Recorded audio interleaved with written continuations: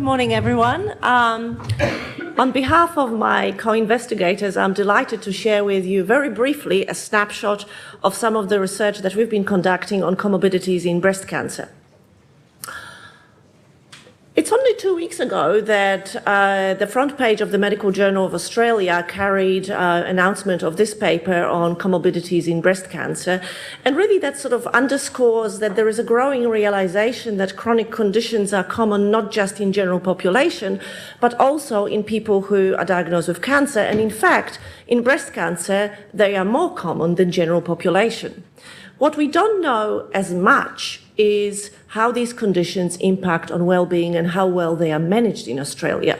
So to answer that question, our group had designed a 22-item study-specific online questionnaire that incorporated a number of components using validated tools. We asked questions about the presence of chronic conditions using the Charlson Comorbidity Index, which asks specific questions about different comorbidities. We also asked specific questions about comorbidities that were not listed in the Charlson Comorbidity Index, but we expected to be more common in breast cancer, specifically things like fatigue, obesity, osteoporosis, lymphedema, etc. We also asked about functional status, and we used the Vulnerable Elders Survey that sort of asked quick questions about activities of daily living and ability to function. And lastly, we asked about perceived quality of care using a chronic condition survey, and we asked those questions about care for cancer as a chronic disease and care for non-cancer conditions. There is a 20-item questionnaire that has got 5 domains that talk about goal setting, coordination of care, and variety of other issues that relate to the patient's experience of how their care is managed by the healthcare providers, whoever they might be. And subsequently, we asked members of the Breast Cancer Network Australia, who were involved from the outset in the design of the study, to complete the survey. We asked them via email, and they were able to answer the survey either online or directly via mailed questionnaire. These are the results. We sent the survey to over 2,000 members of BCNA. We received 177 responses.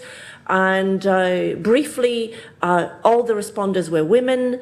The median age was 60, which is probably a little bit less younger than what you would consider average for breast cancer. Majority were Caucasian, married, and a majority had private insurance. So it's really a sort of a very selected population of participants.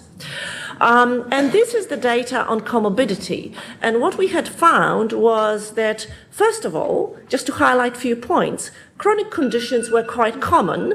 Nearly 90% of people had some sort of chronic condition. If you looked at the Charlson Comorbidity score, about half had only one chronic condition, but that meant that about half had more than one. If you added all categories of chronic condition, Charlson and all the others, you would notice that nearly a quarter had 4 or more. And the most common chronic condition was chronic pain, something that Charlson doesn't cover. And interestingly enough, or maybe not that surprisingly, comorbidity correlated with perception of disability and perception of poor health. And this is just a picture of the data on perception of quality of care for cancer and chronic diseases. The orange dots pertain to cancer care, and the greenish ones to chronic diseases care. And if you expect that 5 is kind of optimal number, you would make some observations from it. First of all, perception of chronic care is not that good for any condition. Secondly, it's worse for cancer. And the particular domains that are really not very well covered are goal setting and follow-up, which really relates to coordination of care, of who is going to do what for what. So to sum up, comorbidities are common after breast cancer and are associated with perception of poor health and poor health care. So we think that as a result of these findings, there's really a need for a more strategic approach to research and policy for comorbidity management after cancer, in particular breast cancer. Thank you.